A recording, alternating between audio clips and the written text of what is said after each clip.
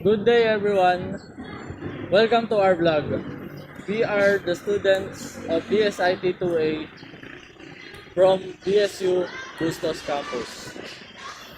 So, ang topic natin ngayon, kung ano nga ba yung mga distractions na ating mga estudyante, also yung mga IT students katulad namin. Ano ba yung mga nagiging distractions sa araw-araw sa pag-aaral natin? Kung bakit nga ba hindi natin natatapos sa maaga yung mga schoolworks natin? So, napapansin nyo ba na simula nung nagka-pandemic, for technology na hawak natin, devices, social media, online games, at nagiging distractions to. Kaya yung time natin, hindi natin nagagamit siya ng maayos. So yung ano kasi, yung distractions kasi, ito yung nakapansira ng time natin eh. Hindi natin magagawa yung specific task na binibigay sa atin ng mga prof natin. Kumbaga, parang doon na natin siya nilalaan, ganun. Kumbaga, di natin nagagawa eh, nasisira yung kahit anong manage natin ng time natin. Kumbaga, nandun yung distractions kasi hindi mo siya magagawa yung task nga. Ganun. Kumbaga, example, social media nga. Ginagawa kasi pag-gising ko, scroll agad ako.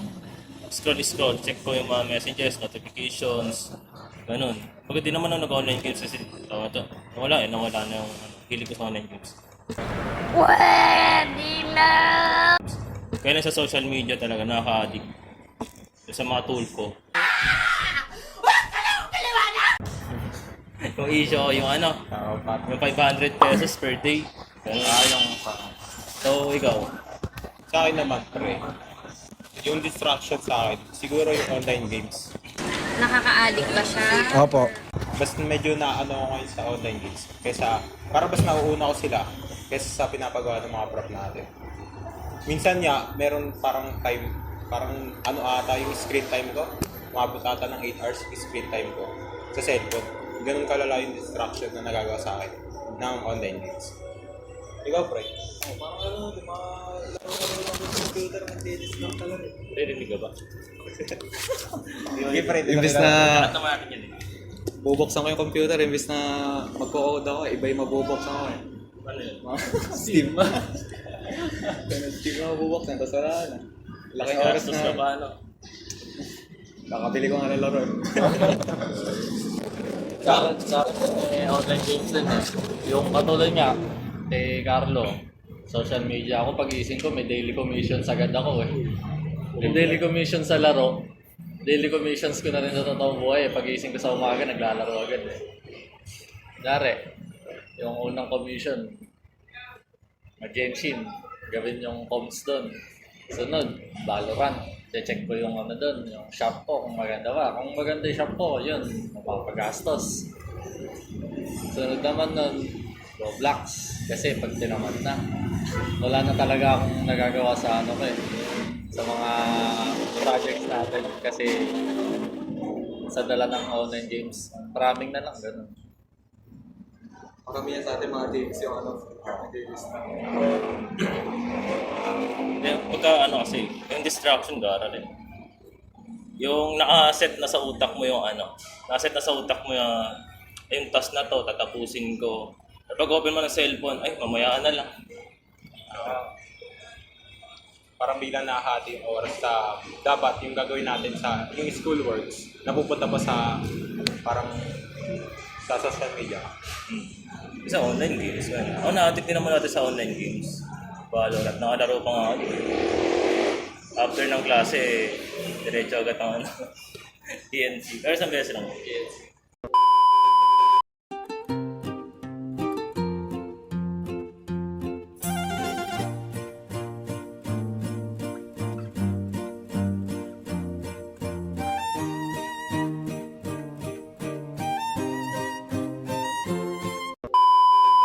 Po, nandito po kami sa SM, mag-i-interview po kami ng random person. Mga tao po. Random person, yes. Para sa... Kung ano yung distraction para sa kanila. Tulak ko pataas. Tulak ko pataas. Kuya, pwede ka po ba ma-interview, kuya? Kuya, pwede ka po ba ma-interview, kuya? Ma-interview? Hindi po eh. So, andito kami sa SM. Kasama ko ang kaibigan kong si... Myers. So, Myers, anong mga bagay ang nakaka-distract sa'yo? Mga bagay na nakaka-distract sa akin is yun. For example, yung una yung online games and then yung mga panonood ng anime. Ganun. So, anong ginagawa mo para maiwasan nung ma-distract? Para makapag-focus ka sa pag-aaral, gano'n? Pag nangyayari yun, iniisip ko lang na na para din naman sa future ko yung pag-aaral ko, kaya nawawala yung distraction ko minsan. Yun lang. Sige po, thank you po. Ready na po ba kayo? Propose namin ito sa YouTube ba?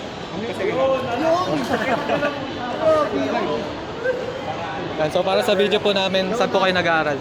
Sa Enyo Baliwag po. So bilang estudyante po, ano po yung mga nakaka-distract po sa inyo sa inyong academics? Sa akin, kuya, una-una yung sa cellphone. Kasi alam mo, nagkaklase. Tapos malingat lang sa cellphone. Nakaka-distract na agad na nawawala na agad yung focus sa klase. Tapos isa pa yung yung mga katabi mo din, pag nagdadala kayo, na nawawala na yung focus sa klase, nadi-distract. Sa akin, yun lang naman dalawa yung masahan yung distraction sa mga klase. Sa inyong cellphone, tsaka sa bahay, di ka naman nadi-distract ano? Sa bahay, mas mataas yung chance na ma-distract kasi walang nakakita sa'yo eh. So, kung pag-compare sa school, mas madami distraction sa bahay kaysa sa school. Bigay isang example. Nanay mo, pag natawag ka, utos-utusan ka, di paalis-alis ka dun sa klase. Nadidistract ka na, hindi ka na nakaka-focus ng todo doon sa tinuturo sa'yo. So may way ka ba kung paano mo naiiwasan itong mga distraction na to? Siguro yung way is advance na kung sa bahay, kung yun yung sa akin yung problema, advance na pagsasabi na, okay, may klase ako, baka pwede hindi mo na ako mag-distract. Hindi mo na ako tawagin, gano'n. Sa school siguro, talaga yung determination tsaka yung decidido ka talaga mag-aaral na lang yung magiging way para hindi mo buklatin yung cellphone mo para di ka mapagdadaan sa mga klase. Magandang attitude po yan. Ano pa ngayon nila pa? Gregory Simon Salvador po. Yan, salamat po kuya. So kayo naman po kuya, bilang isang estudyante, ano po yung mga nakaka-distract sa inyo sa inyong academics? So sa academics is games mostly and tsaka yung cellphone. Cellphone. So mga ilang oras yung nako-google niya po dito?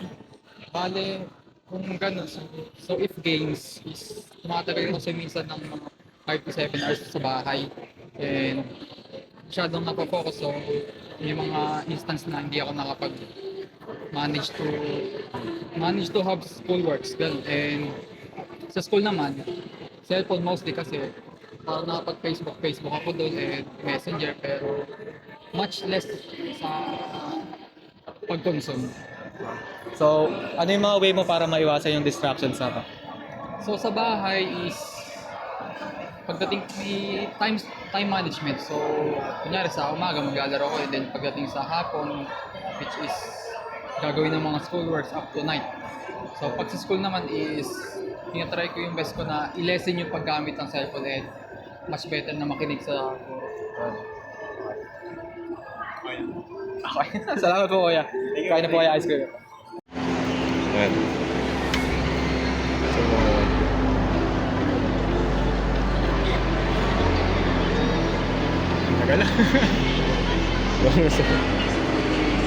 Ayan na po yung tropa namin, na-distract mo eh. Walis na. Gusto mo sa taas tayo pakita? Pwede.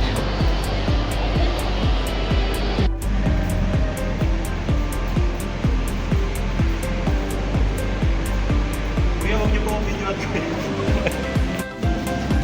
Oh, pre. Kuya, wag mo akong videoan, kuya. Wag, pamalag. Wag. Hindi, outro na. Paalam na kayo. Dito na mamaya. Isa na kayo magpaalam. Paalam! Yo, John Robert. Ako malapit naman.